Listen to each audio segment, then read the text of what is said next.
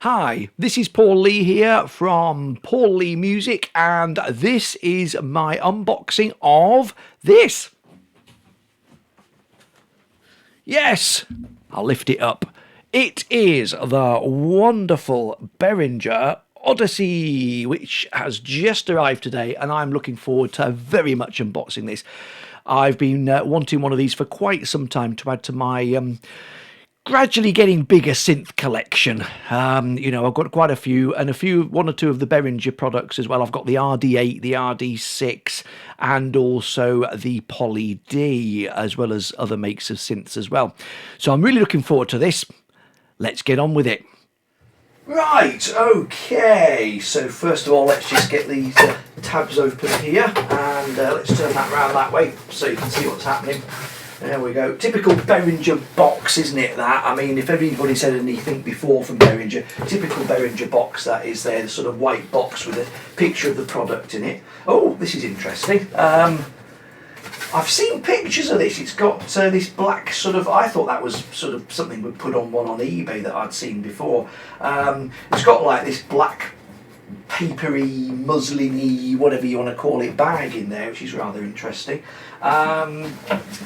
We've got, of course, the instruction book there as well. So that's the normal one there, which we'll have a look later. That's fairly standard stuff. Usually they're pretty cryptic and a little bit, they give you the basics, but not a lot more. But anyway, we'll have a look at that later. So that's all nice and there, and ready to open. A bit of bedtime reading, I think, on that one there. I'll just put that over there for the moment. And right, what I'm going to do, I think, because it's quite heavy, it's a heavy synth, this. It's a heavy synth. What I'm going to do, I think, is pull it out. I'll move that back there, so let's see if we can get this out. I'm sort of going to grab it there. I want to be careful because any damage. Oh, there we are, I can see, yeah. If we just get this out like this. God, flipping heck. Jeez, it's heavy, that. Really heavy. I think I'm going to tip it out a little bit, actually. There we are, that's it. Let's tip her out. Oh gosh, flipping heck. Right, there we are. Right, there we go. And she's on her way out, I think. Yeah, there we go. And we can see there a box there, probably with the mains adapter on this one. And there we go. There she is, out of the box there. I'll put that box over there out of the way. So what have we got in there? Let's just check what we've got here. Looks like it's the, probably, yes it is, yeah, it's the adapter there. So that's your normal sort of standard Behringer mains adapter on there. It's got obviously a UK plug on it as well. You can see that there. Yeah, that looks fairly normal stuff, so I'm going to just undo that already as well. Let's just get that opened up there. I like to keep all the stuff in here when I open something up. I'm going to keep that in there because... There we go. What about that? And we'll put that over there as well, so that's all ready for me to plug the beast in later on. Now, next thing, right, now, I don't want to knock anything on here, so if we take these off carefully on the side there, and we'll pop those in there. That's good strong bit of packaging there by Behringer, not the normal polystyrene, it's that sort of more plasticky stuff, I think, which is a lot better. Whoops, that's it. Right, there you go. And then we've got, whoops, Daisy, get that in the box there. And then we get that other one off there. And then we get to reveal the beast. I think it's this side. Yes, it is. Let's get that out. Okay, very, very carefully on there. Exciting stuff. Been looking forward to this for a long time. Tell you what, it's really well built. My God, it really is. And let's get that. There we are. I'll hold it up there. If I hold it somehow there we go. That's it. That's got it. That's got it. We've got it. We're there, let's get that off there, and there, oh wow, yeah, that looks the part. There she is. Let's just pop that down there for a moment, and just move that out of the way. That looks fab, it really does, and I tell you what, it's got some weight to it though, it really has, it's got some weight there. My God, yeah, it certainly has got some weight to it. So there we are, solid metal it looks like, absolutely solid metal, which I think I was given to believe. Even the top part is solid metal as well. Let's just move that out of the way because it's obscuring the camera. That's it. Yeah, so solid metal, nice bit of, oh, nice smooth sliders on there. Very nice, very nice. Of course, sequencer on it. So what I'm going to do now, or before we do that, I'll tell you what, I like to just feel what the keys are like. I'm going to turn that round actually. See what those keys feel like. Yeah, they sound alright. Little bit plasticky, but very pleasant. I've played worse. And are they weighted? I'm just looking underneath the actual keys there. They are weighted, semi-weighted, so that's good. That's always an improvement. What else? What's on the back? What's on the back? Let's have a look. What have we got? LED control there, obviously where the mains plugs in. We've got the power on off there and a little place there to actually fix the adapter cable there. We've got MIDI in and out, always useful. And USB pedal input, probably for sustain or something like that, I'm not sure yet. What else we got?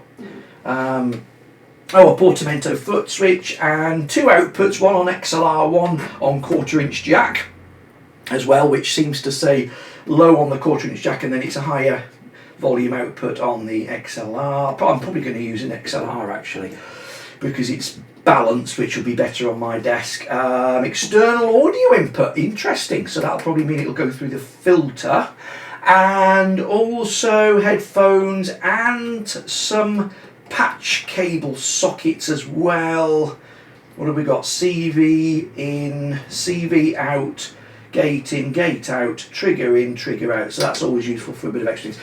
I do believe that this synth as well, in fact I'm sure it is, it's actually touch sensitive, touch responsive. I don't think it's for aftertouch, but it is actually touch responsive, so that's going to be useful, isn't it? So what I'm going to do now, let's just sort of come in front of the camera, just a moment, just so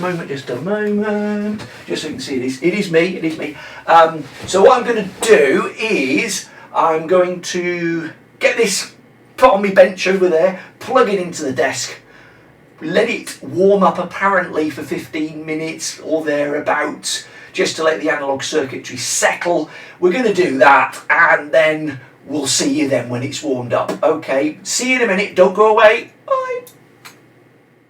Right, we've got it all set up now. It's on my bench here and I'm just sort of going to just try it out. I have just moved things around a little bit so it does make a little bit of sound, so hopefully now I've moved those around a little bit it should work. Let's just see. And we have VCO1 on there, and we can change that to the pulse wave, the square wave, and we've also got VCO2, which means it's out of stage. There we are. Let's just put that in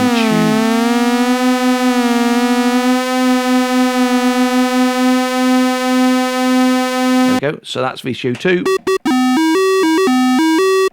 That's the sawtooth wave and the pulse wave.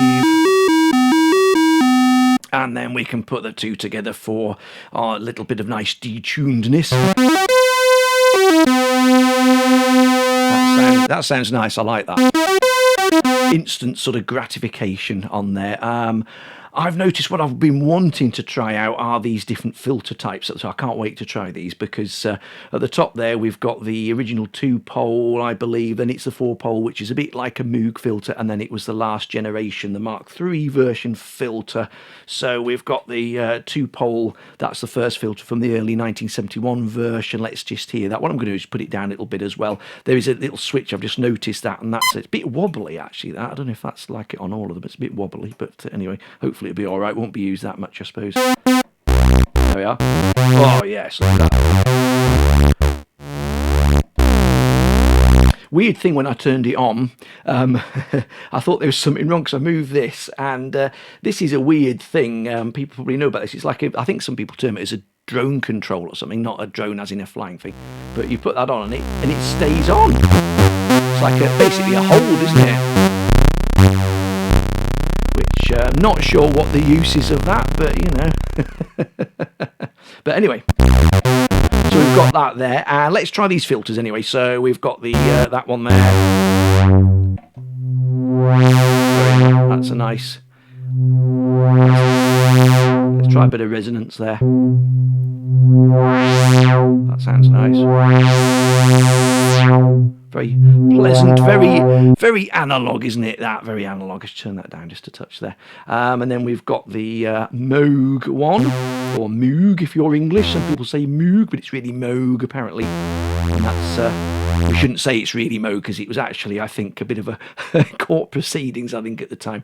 But that's sort of, you know, got a bit of, that's a very typical 4-pole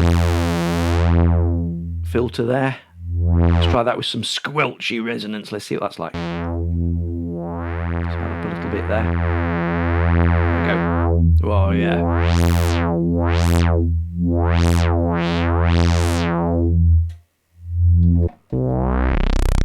Oh, I like that. That's really nice for some sweeps there, some filter sweeps. Oh yeah, like that. Let's take that back again. Let's try the last one. That was the Mark III filter. What's that one like? Oh yeah, that's very radical with hellish resonance. Listen to that. Oh, that self-resonance there. Listen to that. Oh, very nice. Quite different filters actually. They really are. If I put that back to the Moog one, sort of influenced one again. The Mark II version, shall I say? You know, that's quite different, isn't it, to the last one? That's just massive resonance. I don't think I've heard a filter on analog synth quite as resonant as that so readily. Oh, look at that!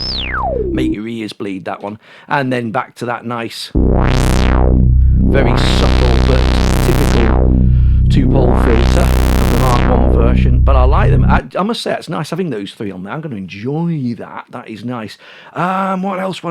Oh yeah, yeah. So that's all working. Anyway, I'm just going to put that back up there. Get to open the filter again there. Looks like over here got 2 envelopes there, and attack release envelope there, and we've got an ADSR there, which is your normal ADSR, but I believe that can be put on different routings there. I mean, so if we, for example, there's a switch here I can see, which should be right then, yep. So, oh no, in actual fact it's this one. So that one, when it's up, works that one. When it's down, it works that section there. So that, there we are. So we've got an attack on there, slow attack. And of course that one should be release, of course. There we are. Very long release time as well, that's great, isn't that? That's nice. And of course the other one will do the same thing. If I switch to that, at the moment that's nothing, and they put those up there. It does say in the manual, actually, I was looking at that earlier, it says to start with at least the decay up, but you know, sustain as well perhaps, but so 2 envelopes there, which is very useful, always useful, well, as many envelopes as possible, really, isn't it, a lot of the time. Let's just try a little bit of that while we've got that on there. Let's just try that with a little bit. Let's put it onto the voltage control filter there. Let's put the, I'll put it, actually use this one for it, just so see what we get there. So I'll just take the VCF frequency back a little bit, and then we'll turn this, I think this will, yeah, this will add it. Let's try some filter sweep, actually, that'll be fun. So let's just take that down and put a bit of resonance on as well. Oh, listen to that there. Listen to that, very nice slow envelope there. There we are. I wonder what that's like on that Mark III filter. That sounds fun. Let's try that. I bet you think what'll happen here. Right. Oh, listen to that. Yeah, yeah. Absolute. Oh, listen to that.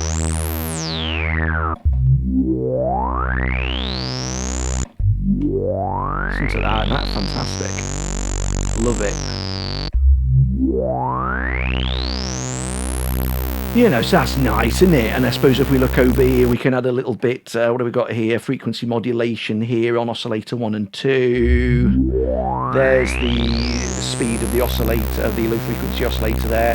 And I see there's a very useful, actually that's good, I always like that, you've got a little flashing light there. Wasn't on the original, I don't think, but there we are. And I'll just put those to, there's the waveforms there, I'll just put them both to sine wave. There we are. Let's just take that off again there. There we are. Take that off. Whoa, yeah. That's...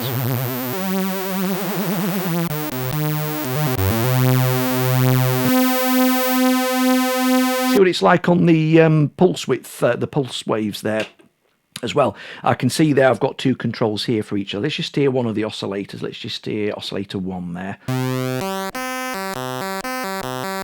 Let's just... oh, there we are. Let's put it on that Moog one, because I like the Moog one. There we are.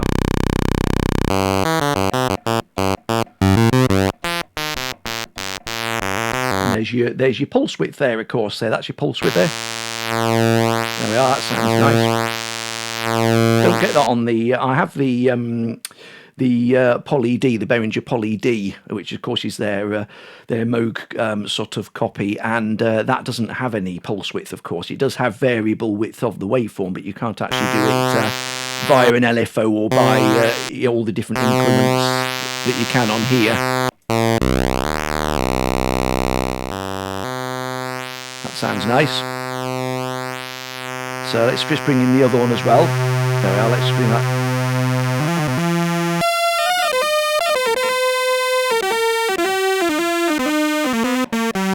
Bit of portamento over there as well.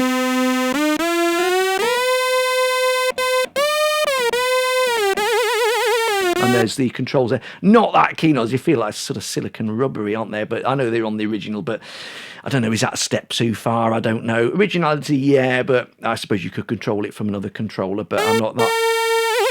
You know, it's a bit of a... Oh, it's a bit hard work. Get RSI in your fingers on that.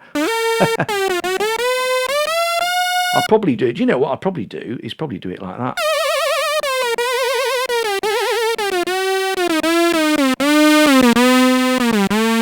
Yeah, that's it. I tell you what I'm going to do. I'm going to put a little bit of... I'm going to go to that 2-pole filter there. A little bit of resonance up there. There. And what I'm going to do... That's nice. And I'm going to put a little bit of... yeah, I'm going to switch the filter there to the... there we go. Let's put a little... In fact, I'll use that... yeah, I'll use the... Which one? Yeah, I'll use that one there. There we are.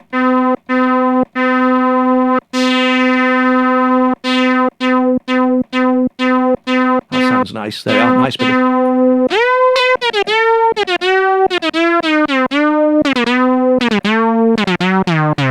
Let's go that right down there.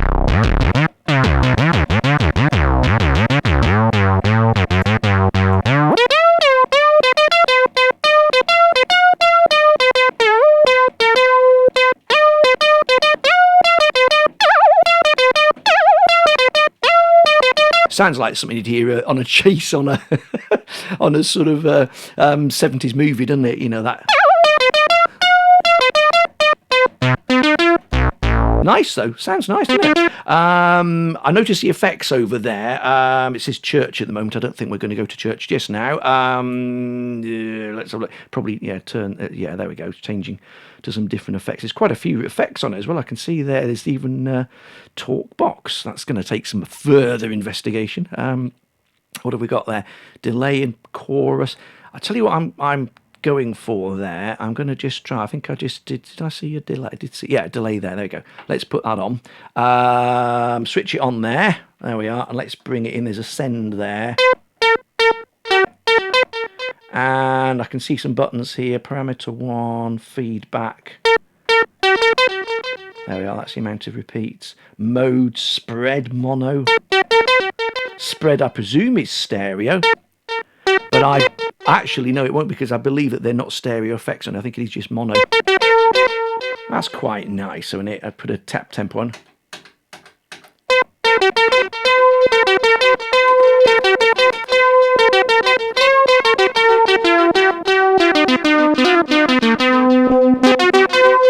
Nice that.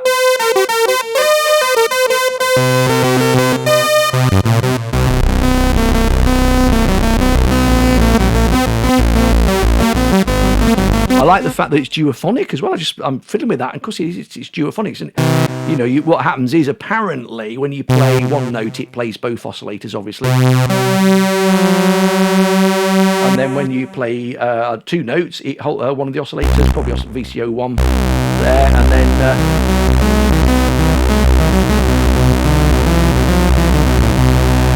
you know, and what else we got? We've got noise there as well, a bit of the old.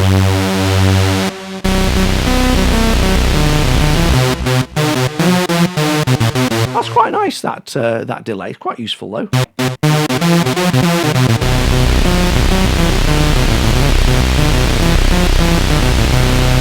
You know, so there's lots of other things on there. What else have we got? Well, we've got loads of other things. Well, hope you've enjoyed that. I mean, I'm going to have a play now. I'm sorry, but I've got to be left alone with this instrument now. Okay, we need some time together, if you know what I mean. You know, in the synth sense here. You know, wonderful thing. I'm going to enjoy this. Thank you very much for watching the video. I hope you've enjoyed my unboxing of this, what's going to be a lovely synth to add to my collection.